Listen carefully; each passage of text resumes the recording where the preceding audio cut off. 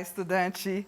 Seguindo com a nossa semana de acolhimento do ciclo 5, eu quero lembrar que o novo PET já está disponível no site estudeemcasa.educação.mg.gov.br. Não deixe de fazer o download e conferir o que vem por aí. Mas antes disso, nós vamos relembrar os principais temas do ciclo 4. Quem está aqui conosco hoje é o professor Rafael Barbosa, de Física. Seja muito bem-vindo, professor Rafael. Obrigado, Cláudia. Diga pra gente, professor, o que você preparou para a nossa aula de hoje? Bom, na aula de hoje a gente vai relembrar alguns conceitos relacionados às leis de Newton. Então, eu vou relembrar força de atrito e, posteriormente, vou relembrar também força centrípeta. E, no meio termo, vou falar também de movimentos oscilatórios. Bom, começando a falar de força de atrito, é o seguinte. O que é o atrito, né? Na verdade, o atrito ele é uma força de contato que existe entre as superfícies. Essa força ela vai existir devido às imperfeições entre essas superfícies. E, normalmente, são imperfeições microscópicas, que a gente não consegue ver a olho nu. Bom, então, por exemplo, eu tenho uma caixa no chão. Entre essa caixa e esse chão existem, então, imperfeições que provocam essa força. E essa força ela é sempre no sentido contrário à tendência de movimento do objeto, do corpo.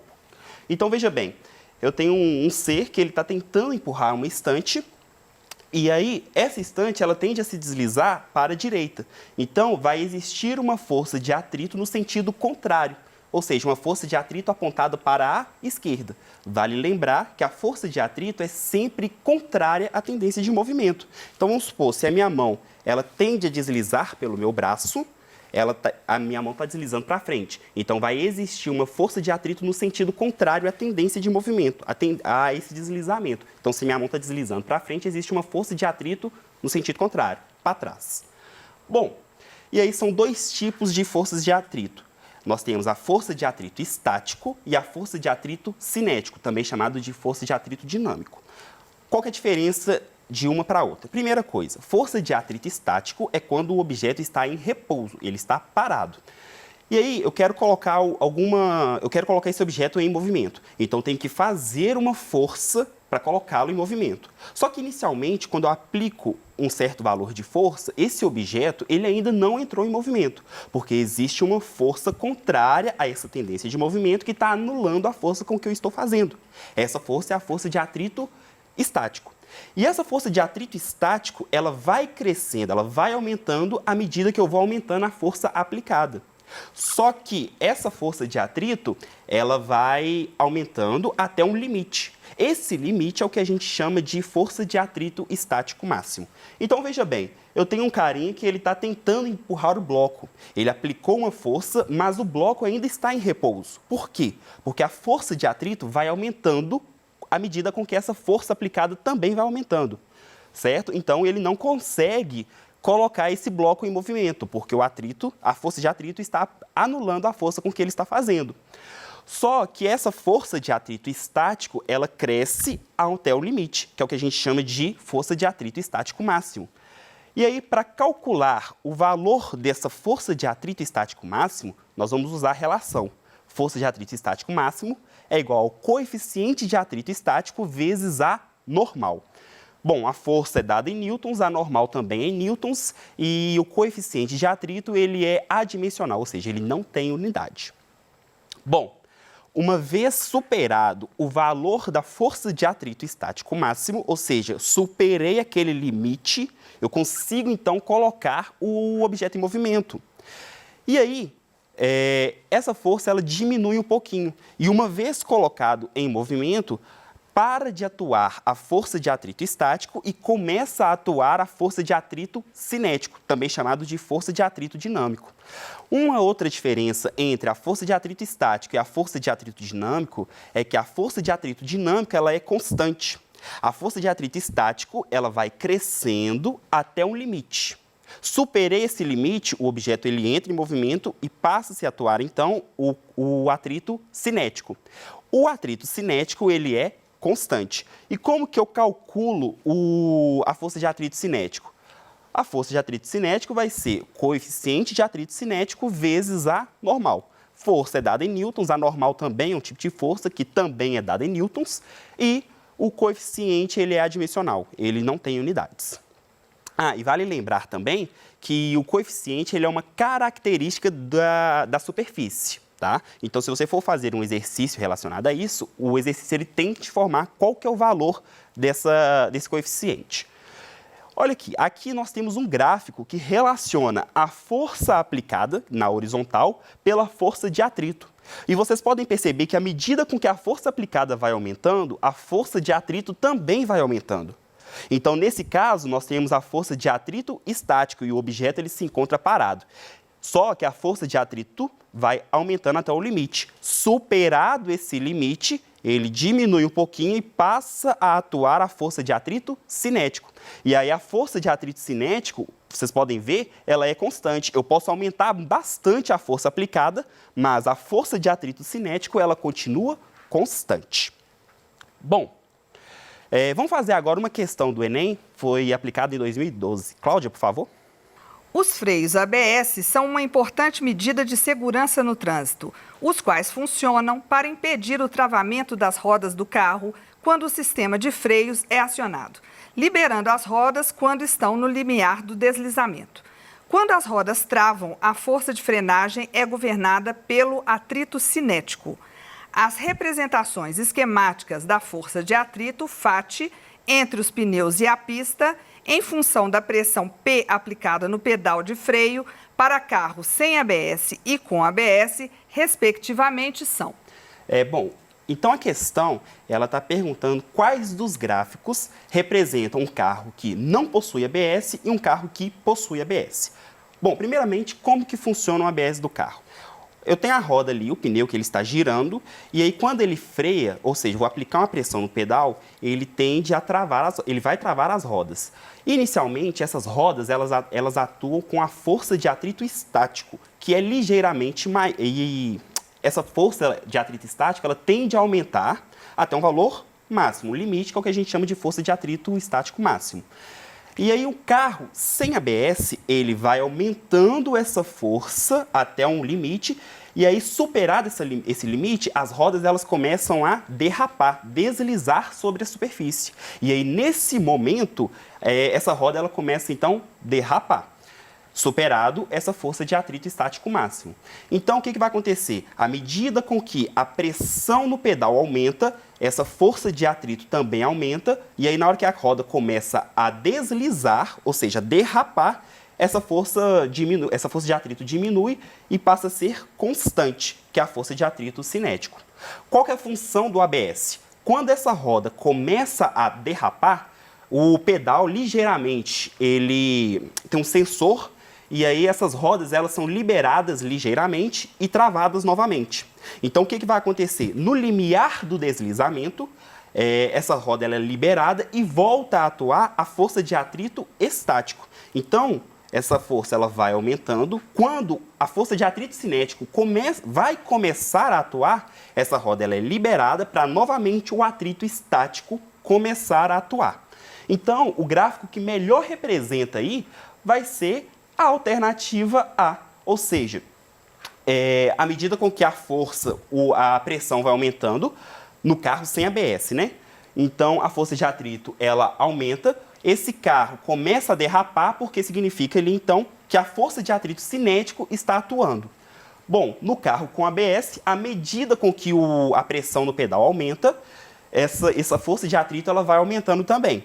Só que no limiar do deslizamento, essa roda é travada e volta, então, a atuar a força de atrito estático. Ou seja, vai ser essa sequência aqui de funções lineares. Alternativa A. Cláudia, você lê essa para nós, por favor? Vamos lá. O bloco da figura de massa 5 kg move-se com velocidade constante de 1 metro por segundo num plano horizontal sobre a ação da força F constante e horizontal. Se o coeficiente de atrito entre o bloco e o plano vale 0,20 e a aceleração da gravidade 10 metros por segundo ao quadrado, então o módulo da força F em newtons vale... Bom, o exercício está querendo saber o seguinte: eu tenho um objeto e está sendo aplicada uma força nesse objeto para mantê-lo em movimento. O exercício afirmou que ele anda com velocidade constante de 1 metro por segundo. Isso significa, então, que esse objeto se encontra em equilíbrio. Se ele está em equilíbrio, nós podemos afirmar com certeza absoluta que a força resultante atuando nesse objeto vai ser igual a zero. E como é que a gente vai calcular a força resultante nesse caso? Força resultante vai ser a força aplicada menos o atrito. E como essa força resultante ela é igual a zero, e eu concluo isso porque o enunciado falou que o móvel está se deslocando com velocidade constante, então eu posso falar que a força F menos a força de atrito é igual a zero. Se eu levar essa força de atrito que está negativo para o outro lado positivo, eu posso falar que a força F, que é a força aplicada, ela é igual à força de atrito. E como é que eu vou calcular a força de atrito? É a normal vezes o coeficiente de atrito. Bom, eu tenho que saber, então, calcular agora a normal. Como ele está em equilíbrio na vertical, eu posso afirmar para você também que a normal ela é igual ao peso. Como o peso é igual a massa vezes gravidade, eu posso concluir que a normal é igual a massa vezes gravidade. Então, resultado, eu concluo que força aplicada, a força F, é igual à força de atrito. Só que a força de atrito é normal vezes o coeficiente. Então, e a normal é massa vezes gravidade. Então, eu vou concluir que a força F é igual a massa vezes a gravidade vezes o coeficiente. Agora, meu colega, é só você substituir os valores. A massa foi dada, que é 5 quilos. A gravidade, 10 metros por segundo ao quadrado. O coeficiente, 0,20. Fazendo essa multiplicação, nós vamos encontrar o resultado de 10 newtons. Então, a alternativa correta vai ser a letra D. A força F vale 10 newtons. Bom, Cláudia, por favor. Considere as seguintes afirmações sobre os fenômenos ondulatórios e suas características. 1. A difração ocorre apenas com ondas sonoras. 2. A interferência ocorre apenas com ondas eletromagnéticas. 3. A polarização ocorre apenas com ondas transversais. Quais estão corretas? Bom, então a gente para de falar um pouco de força de atrito e a gente vai relembrar agora um pouquinho de fenômenos ondulatórios. Bom, primeiro então vamos fazer uma revisão aqui do quais são esses fenômenos ondulatórios. Primeiro deles é a difração. O que é a difração? Difração é um fenômeno no qual uma onda ela tem a capacidade de passar por um obstáculo ou passar por uma fenda. Quando ela passa por essa fenda, ela se torna mais acentuada. Então, vamos supor que eu tenho aqui, sei lá, uma bacia com água e estou produzindo ondas circulares. Nessa bacia existe uma fenda. Então, parte dessas ondas vão passar por essa fenda e elas vão tornar mais circulares ainda. Um outro exemplo de difração vamos supor que eu estou conversando com a Cláudia e aí entre a gente tem um muro. Como que a Cláudia consegue me escutar? As ondas sonoras, elas têm a capacidade de contornar esse muro. E por isso que a Cláudia, do outro lado do muro, consegue me escutar. Então, a difração, ela acontece tanto com ondas sonoras quanto com ondas eletromagnéticas, ondas mecânicas ou ondas eletromagnéticas. Bom, um outro fenômeno ondulatório é a interferência. A interferência seria um encontro de duas ou mais ondas. E aí essas interferências elas podem ser construtivas, se elas estiverem em fase, ou podem ser destrutivas, se elas estiverem com fases opostas. E a interferência ela pode acontecer com ondas mecânicas ou ondas eletromagnéticas. Agora a polarização é um conceito novo. A polarização é o filtro de ondas. Imagina que eu estou produzindo ondas em cordas e estou vibrando em várias direções, ok? E aí eu vou ter uma fenda vertical. Ou seja, na hora que essa onda passar por essa fenda, só vão passar as ondas que estão em vibrações verticais. Se essa onda que está vibrando verticalmente passar por uma fenda horizontal, ela não vai passar, porque ela vai ser filtrada. Então, respondendo aí a pergunta, a alternativa correta vai ser a letra C. Por quê? Porque a difração ela acontece com ondas sonoras e também com ondas eletromagnéticas, qualquer tipo de onda. A interferência ocorre apenas com ondas eletromagnéticas? Não, ela acontece com ondas mecânicas também. Agora, a polarização ocorre apenas com ondas transversais, é exclusiva de ondas transversais. Alternativa C. Cláudia, por favor. Vamos lá. A figura abaixo representa 2 pulsos produzidos nas extremidades opostas de uma corda. Assinale a alternativa que melhor representa a situação da corda após o encontro dos 2 pulsos. A gente tem que pensar o seguinte, que a interferência seria o encontro de ondas. No caso aí eu tenho 2 pulsos em fase. Esses pulsos vão se encontrar e vão continuar andando como se nada tivesse acontecido. Então, a melhor representação aí vai ser a letra B. Eles vão se encontrar e vão continuar andando como se nada tivesse acontecido. Bom, e para terminar, a gente relembra aqui o conceito de força centrípeta, que é uma força resultante. Tá? E aí, da segunda lei de Newton, nós temos que força resultante vai ser massa vezes aceleração. Lembrando que a força centrípeta ela é a força responsável por fazer com que o objeto mude a direção de velocidade, tá, ok? Ou seja, em um movimento curvilíneo. Bom, força resultante é igual a massa vezes aceleração centrípeta. Bom, a aceleração centrípeta é igual a V ao quadrado sobre o raio. Então, a força centrípeta é igual a massa vezes V ao quadrado dividido por R. V é a velocidade e R é o raio. E vale lembrar também que a força centrípeta é uma força resultante, ela não é uma nova força que atua nesse objeto. Então, outro tipo de força pode se comportar como uma força de atrito. Cláudia, eu vou pedir para você ler esse exercício, por favor. Ok. Um carro de 1.000 quilos de massa entra a 30 metros por segundo em uma curva de raio igual a 300 metros, contida em uma superfície horizontal. Determine um módulo do coeficiente de atrito estático entre os pneus do carro e o asfalto para que esse veículo não derrape. Bom, esse veículo ele está em contato com o asfalto. Então, nós temos contato entre superfícies. Se existe uma superfície ali em contato, o que vai acontecer? Tem uma força de atrito atuando ali. E como a força de atrito, nesse caso, é a única força atuando nesse carro na horizontal, nós podemos concluir que a força resultante é justamente a força de atrito. Como esse carro ele está fazendo uma curva, nós podemos concluir que a força de atrito é justamente a força centrípeta. E aí ele te pede qual que é o coeficiente de atrito. Então é o seguinte, eu concluí então que a força de atrito ela é a força centrípeta. Então vou igualar, força centrípeta é igual a força de atrito. Como é que eu calculo força centrípeta? mv ao quadrado sobre r é igual à força de atrito, que é o coeficiente vezes a normal. Lembrando que a normal, nesse caso, vai ser igual ao peso, que é igual a massa vezes a gravidade. Então, mv ao quadrado sobre r é igual a coeficiente vezes a massa vezes a gravidade. Eu quero saber qual que é o coeficiente.